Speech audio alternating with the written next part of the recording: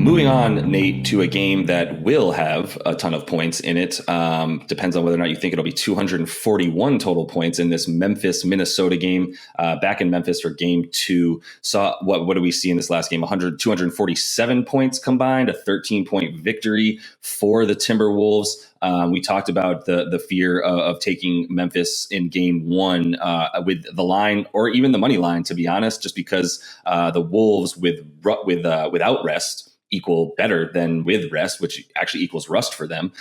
So yeah, as that young team, fresh legs, huge games from Ant Cat and Malik Beasley as well, I should throw in there. The series price, Nate, down to minus 130 for Memphis to win this one, plus 105 for Minnesota to win this one. What are you thinking, either whether it's series price or even just game 2? How are you feeling about this one?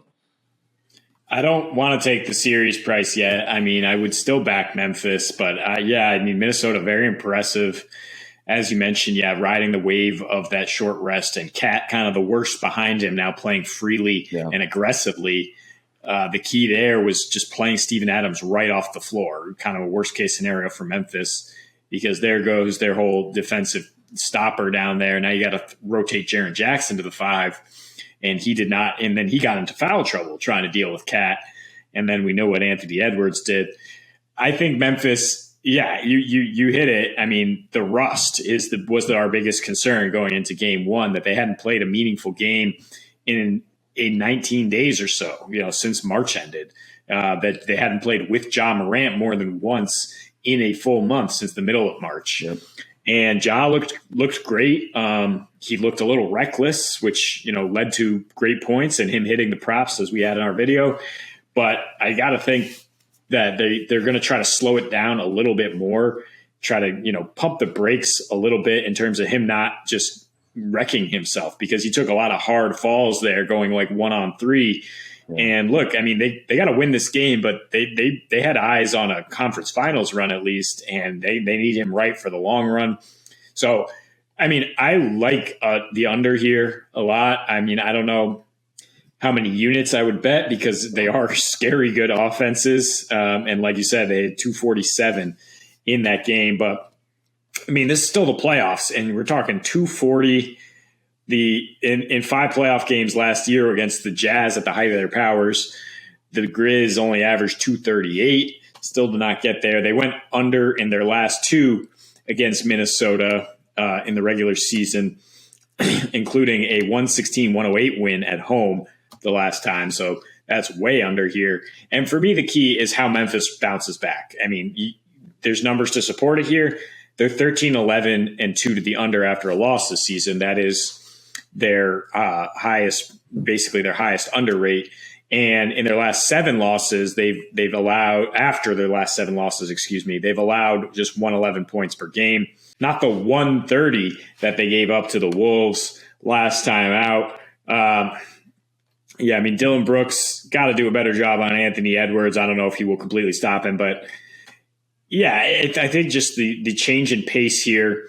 Certain things that Memphis did well all regular season, they didn't do, because exactly what we thought. The rust, not just from a standpoint of like, where are their rotations at, where are their X's and O's, but just from an intensity standpoint, it just wasn't there. They got out rebounded by 11. This is the second best rebounding team at home all season. Had the 7th best defensive rating at home at 107, and they were the 6th best team guarding the 3-point line. And they gave up 16 threes at nearly 40% in game 1. You mentioned like letting Malik Beasley shoot. He's a one-dimensional player. Wow. I mean, for the most part, if you run him off the line, he's not going to beat you.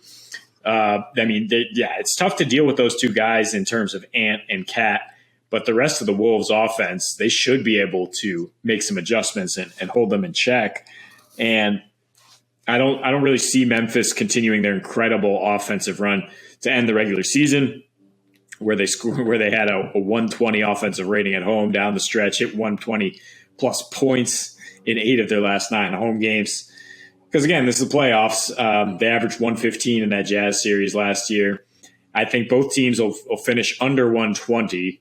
I think you're still getting great value for Minnesota to cover here, because frankly, they could win another game, and +7 along with that under. I don't know if you want to parlay them together or bet them separately, because honestly, if Minnesota has it cooking again, we could see an over. But I think I trust Memphis to even this series and do it with their defense. And it's funny because I feel like in the betting world, especially in the NBA, betting unders is somehow seen as like the smart like guy thing to do. Is you bet an under and you're being slick here, like you're somehow being. But like I don't know, the over in this game at 241. I mean, I wasn't scared of it at 233. I don't know if I'm scared of it at 241 either, to be honest. I'm scared of hitting an under, to be honest, in this one. And there's a couple of things here. Like, look, once again, there's sort of a mean that we can work with. We know what the Timberwolves are on offense, and we know what they're not on defense. We know how they play. 36 points from Ant in game one does feel a bit like, young guy coming out in his first real playoff game. And he's a guy who just goes bananas, turns the lights out and just goes and is a better athlete and was unreal from three. Cat played really well. He played really smart. He played within himself a lot more than he did in that other game where he was just forcing everything. And he knew that he had the matchups, right? And there was no Ty Lue bringing those crafty, small forward guarding Cat and then center standing behind him kind of scenarios that like we said, Ty Lue put in there. The reason that like, I think, regressing back to the mean for Anthony Edwards and Malik Beasley seems like what's going to happen here in game two, right? Malik Beasley, he like you said, 10 of his 14 field goal attempts are from three. He hit 4 of them, which is good enough for them to get those extra 12 from him. And 4 of 11 from three, but he also was 8 of 8 from the free throw line because he was attacking. I don't know that we'll see 36 from him again, but it wouldn't surprise me at all if he gets to 30 or at least over 25 in this one. As Bill mentioned in player props, I think you keep riding his wave, to be honest.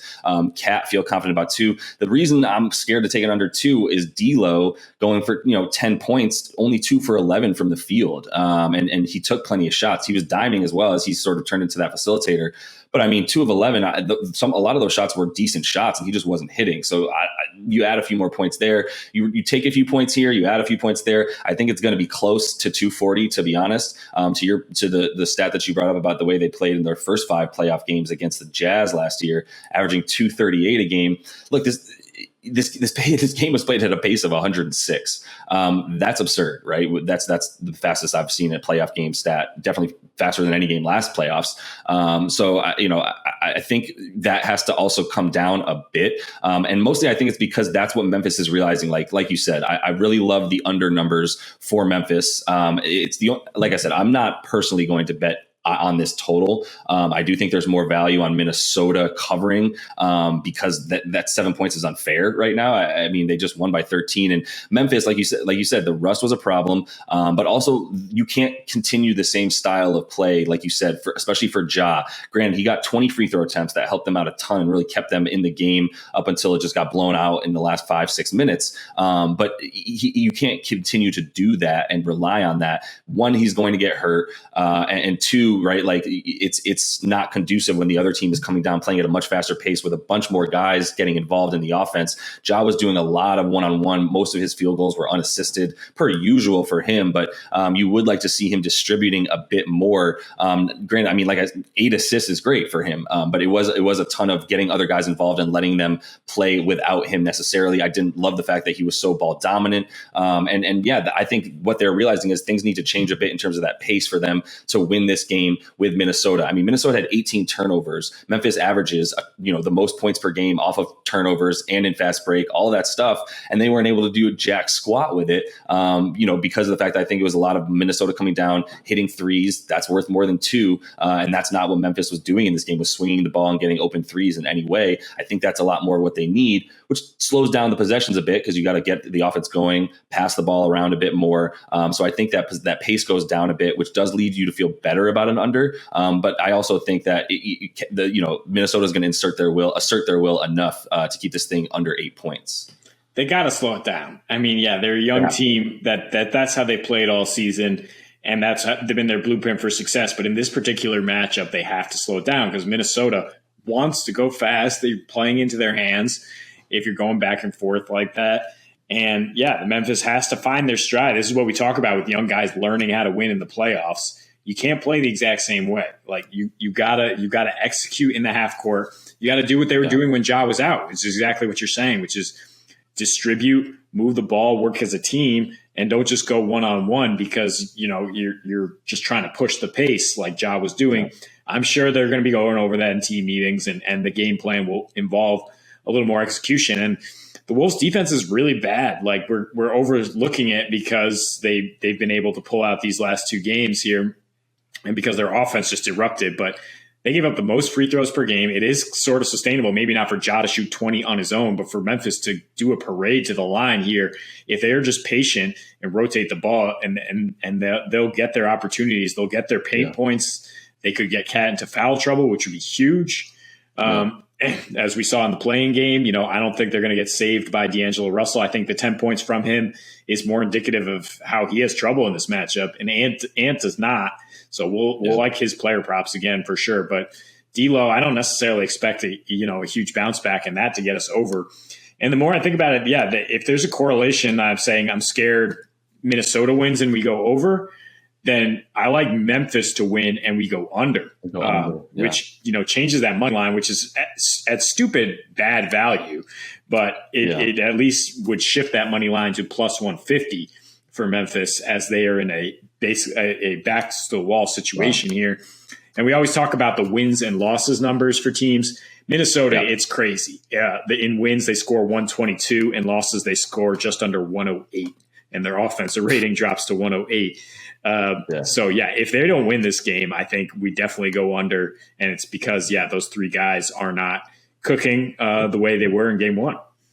You sold me. Your game theory sold me to the under anyway. I might be a bit of a softie. I got a bunch of units on series market, so I'm not necessarily trying to splash here in a couple of these games. Personally, I just think, the money for NBA playoffs. I love player props. It's so fun. And I think it's more predictable in the playoffs, but I also know that the value of making money while you're betting is on betting those futures in the series markets. So either way, I think that's why I feel okay saying I'm going to be a scaredy cat and I'm going to tease this one so I can get the under at about 244.5. And I can get Memphis to win by 2.5, right? And that way I can get that. I'm fine with a parlay as well. I'm a little bit more scaredy of the under than you are, but I still believe in it the way that you do and everything that you're throwing out there. So I would consider the parlay, like you said, plus 159 on DraftKings right now is great for a Memphis money line under 240.5 bet. I think that's a great market for those two bets as well. So consider it.